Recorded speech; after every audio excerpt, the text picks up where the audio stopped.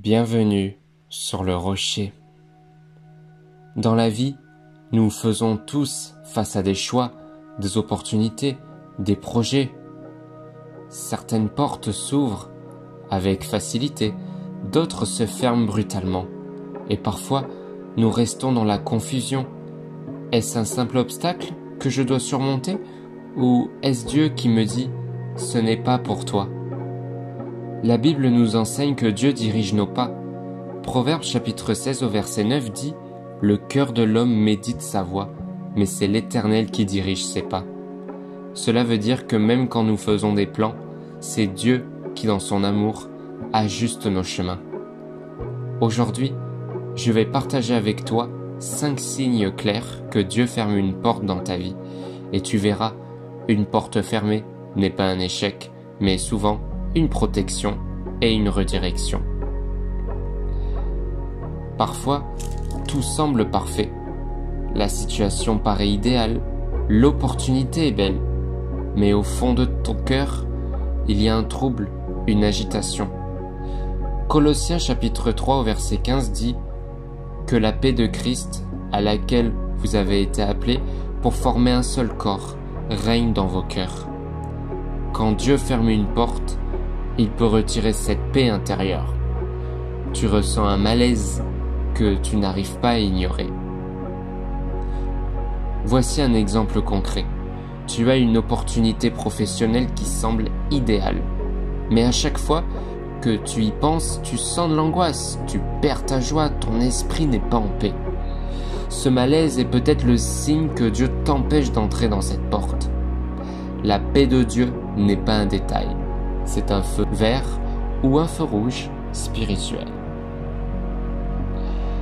Il y a des obstacles normaux dans la vie. Ils nous apprennent à persévérer. Mais il y a aussi des blocages qui semblent insurmontables, malgré la prière, malgré l'effort, malgré la constance. Dans Actes chapitre 16 au verset 6 à 7, il est écrit « Ayant été empêchés par le Saint-Esprit d'annoncer la parole dans l'Asie, ils traversèrent la Phrygie et le pays de Galatie. Arrivés près de la Mysie, ils disposaient à entrer en Bithynie, mais l'Esprit de Jésus ne leur permit pas. Paul voulait servir Dieu, annoncer l'Évangile. C'était une bonne chose, mais Dieu avait un autre plan. L'Esprit l'empêcha d'entrer en Asie à ce moment-là. Cela nous montre que même dans nos projets justes, Dieu peut fermer une porte. Les blocages persistants peuvent être des signaux divins. Ce n'est pas le bon lieu, pas le bon temps.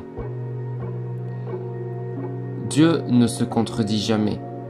Une porte qui conduit au compromis, au péché ou à l'éloignement de Dieu n'est pas une porte qu'il a ouverte.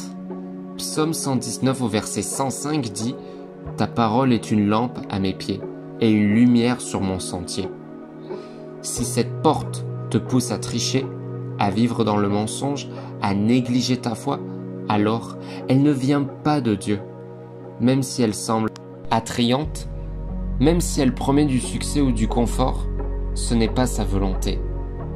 Par exemple, une relation amoureuse qui te pousse à abandonner tes valeurs spirituelles, même si la personne est charmante, même si la situation paraît belle, si elle te détourne de Dieu, alors ce n'est pas une porte divine.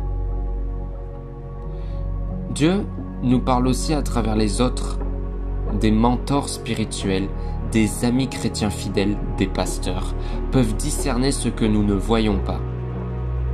Proverbe chapitre 11 au verset 14 dit « Quand la prudence fait défaut, le peuple tombe, et le salut est dans le grand nombre de conseillers. » Si plusieurs voix matures et spirituelles te mettent en garde, si elles confirment que cette porte n'est pas bonne, prends cela au sérieux. Dieu utilise parfois la vie des autres pour nous éviter des erreurs. Par exemple, tu veux te lancer dans un projet, mais tes conseillers spirituels sentent que ce n'est pas le bon moment. Plutôt que d'insister, écoute, Dieu peut parler par leurs avertissements. Et dernier signe, Dieu ne ferme jamais une porte pour nous laisser dans le vide. Quand il ferme, c'est pour rediriger. Car je connais les projets que j'ai formés sur vous, dit l'Éternel, projets de paix et non de malheur, afin de vous donner un avenir et de l'espérance. Jérémie chapitre 29 au verset 11. Une porte fermée est souvent l'ouverture invisible d'une meilleure porte. Dieu ferme une relation toxique pour préparer une relation saine. Il ferme une opportunité professionnelle qui allait t'épuiser pour en préparer une où tu seras épanoui. Souvent, ce n'est qu'après coup qu'on réalise « Seigneur, merci de ne pas m'avoir laissé entrer par cette porte. » Prions ensemble. Seigneur, aide-moi à reconnaître quand une porte fermée vient de toi.